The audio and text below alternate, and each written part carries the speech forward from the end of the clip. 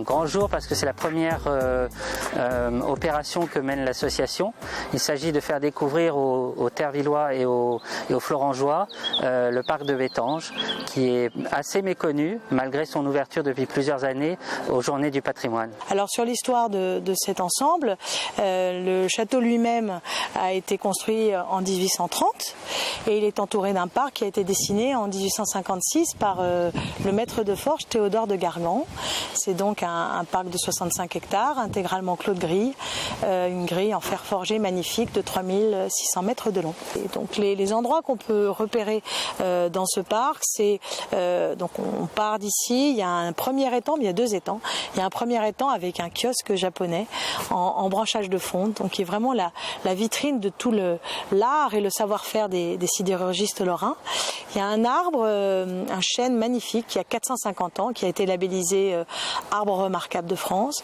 Et il y a également une vierge, Notre-Dame-des-Neiges, qui est en fonte. On croirait qu'elle est en pierre tellement elle est belle.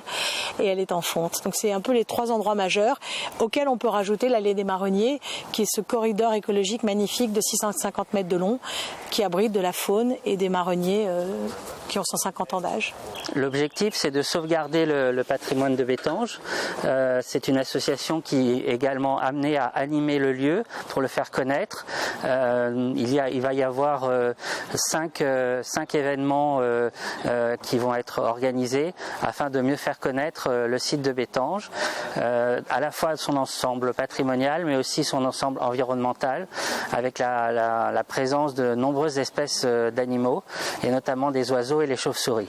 J'espère beaucoup que les habitants de Terville et de Florange seront sensibles à la démarche que nous avons de conserver ce patrimoine, qui est un patrimoine qui va bien au-delà des grilles du parc et qui participe à la qualité du cadre de vie de tous, puisque l'allée apporte fraîcheur, qualité de l'air, une faune qui protège aussi les jardins environnants, et que voilà, tous les visiteurs seront sensibles à la paix, à la quiétude, aux oiseaux, à la beauté de ces arbres, et j'espère qu'ils en profiteront le mieux qu'ils peuvent.